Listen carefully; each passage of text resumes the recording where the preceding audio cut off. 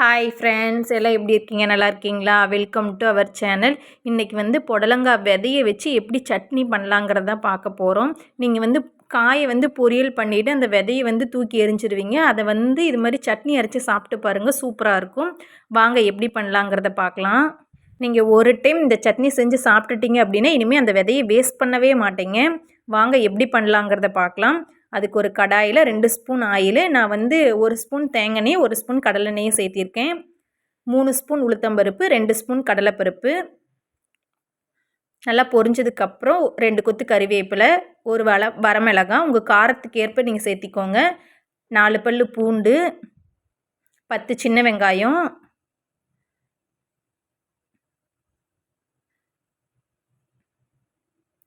நான் 2 புடலங்காவோட விதையை எடுத்து வச்சுருக்கேன். அந்த விதையை போட்டுக்கிறேன்.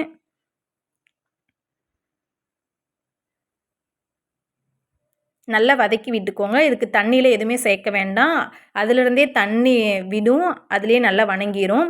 தேவையான உப்பு போட்டுட்டு ஒரு தக்காளி சேர்த்திக்கோங்க. நான் இன்றைக்கி தக்காளி போட்டு செஞ்சுருக்கேன். நீங்கள் ஒரு டைம் தக்காளி போட்டு செய்யுங்க. இன்னொரு டைம் செய்கிறப்ப தக்காளி அவாய்ட் பண்ணிவிட்டு கொஞ்சோண்டு புளி சேர்த்திக்கோங்க. 2 டேஸ்ட்டுமே சூப்பராக இருக்கும். நல்லா ஒரு 5 நிமிஷம் நல்லா வதக்கி விட்டுக்கோங்க. நல்லா வணங்கினதுக்கப்புறம் ஒரு மூடி தேங்காவை திருவி சேர்த்திக்கோங்க. தேங்காய் சேர்த்துனதுக்கப்புறம் ஒரு 4 வதக்கிட்டு அடுப்பை ஆஃப் பண்ணிடுங்க. நீங்கள் சட்னி செஞ்சு கொடுத்தீங்க அப்படின்னா வீட்டில் இருக்கீங்க இது என்ன சட்னின்னு கண்டிப்பாக கேட்பாங்க. சும்மா ட்ரை பண்ணி தான் பாருங்களேன். நல்லா ஆறுனதுக்கப்புறம் மிக்சியில் இது மாதிரி நல்லா அரைச்சிட்டு எடுத்துகிட்டு வந்துட்டேன். இப்படியே சாப்பிட்டாலும் நல்லாயிருக்கும். இது இட்லி, தோசை, சாதம் 3க்குமே சூப்பராக இருக்கும். கண்டிப்பாக ட்ரை பண்ணி பாருங்கள். ஒரு தாளிப்பு கொடுத்துக்கலாம்.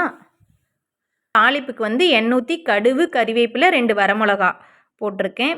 நல்லா கலந்து விட்டு சாப்பிட்டு பாருங்கள், சூப்பராக இருக்கும். கண்டிப்பாக ட்ரை பண்ணி பாருங்கள். Okay, bye. தேங்க்ஸ் ஃபார் வாட்சிங்.